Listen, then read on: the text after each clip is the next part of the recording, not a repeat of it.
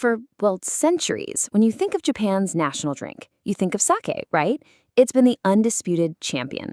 But what if I told you that over the last 90 years, a new contender has been quietly growing in the shadows? A spirit born from one man's incredible obsession. Today, we're diving into the amazing story of Japanese whiskey and figuring out how it's starting to challenge a tradition that stood for ages. So, let's just get right to it. Is sake's reign in Japan really ending? I know, it sounds like a crazy question. Sake is so deeply woven into the nation's identity. But honestly, the numbers, well, they tell a really fascinating story about just how much tastes are changing. Okay, let's really put this into perspective. Sake production is just massive. We're talking 300 million liters a year. But look at this. By 2021, whiskey production had already rocketed to 127 million liters. That's way more than a third of sake's total. This isn't some tiny niche drink anymore. It's a serious contender, and it points to this huge cultural shift happening. So, how on earth did this happen? To get the answer, we have to rewind the clock about 90 years. It's pretty amazing when you think about it. This entire industry, this huge challenger to sake, it all comes back to the vision and, honestly, the sheer grit of just one man. To really get how Japanese whiskey took off, you first have to understand the guy who started it all. And here he is, meet Masataka Taketsuru. He was born way back in 1894, and he's the guy who would go on to found the legendary Nikka Whiskey Company. He is, quite literally, the man who brought the art of making whiskey to Japan. So Taketsuru's story really kicks off with this incredible mission. Back in 1918, his boss sent him on a journey that would end up changing not just his own life, but Japan's entire drinking culture forever. His destination? The absolute heartland of whiskey, Scotland. I mean, just stop and think about the commitment that took for a second. Over 50 days. That's how long it took to get from Japan to Scotland back then. This was no quick business flight.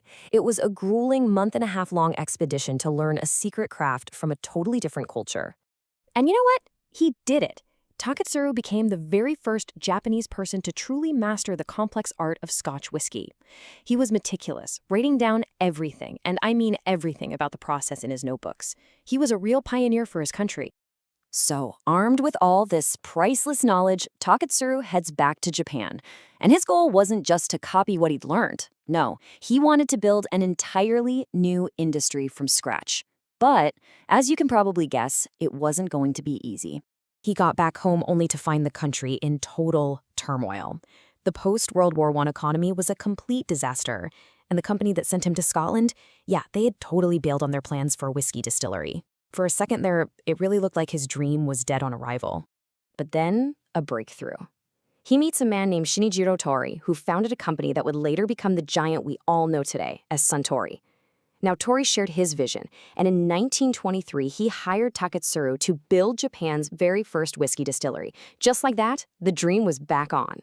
And from that point on, well, history was made. By 1929, Taketsuru creates Japan's first ever whiskey for Suntory. But he was an ambitious guy.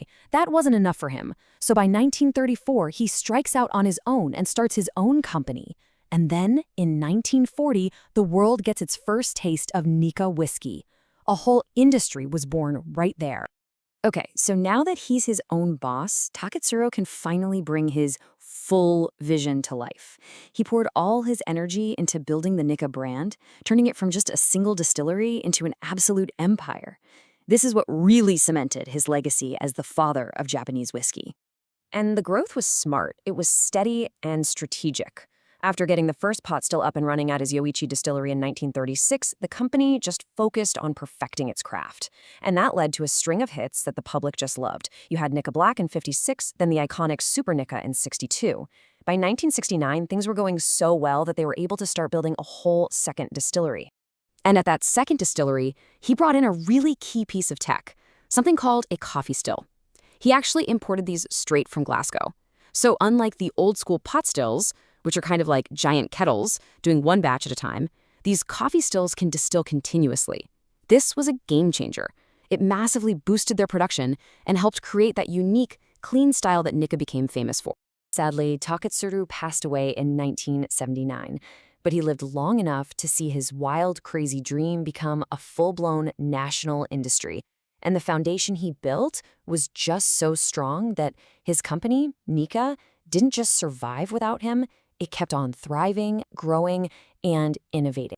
And that brings us right back to where we started. This whole 90-year journey from one man's long voyage to a massive global industry is exactly what led us to the situation in Japan today, where Spirit from the West is actually challenging a national icon. So let's look at this chart again. It hits a little different now, doesn't it? That 127 million liters of whiskey, it's not just a number on a chart anymore. It's the result of Taketsuru's notebooks, his partnership with Suntory, those first pot stills at Yoichi, and the coffee stills at Miyajiko. It's really the culmination of one man's entire life's work, all in one number. And today, the company he founded is an absolute powerhouse. It was acquired by Asahi back in 2001, and now Nikka is Japan's second largest whiskey producer. Right behind, you guessed it, its old partner Suntory.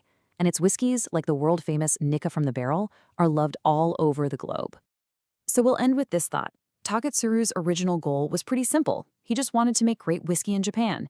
He probably never, ever imagined that 90 years later, the industry he created would be challenging the very identity of the nation's signature drink. So what do you think? When you look at its history, when you look at where it's headed, is it only a matter of time before whiskey takes the crown?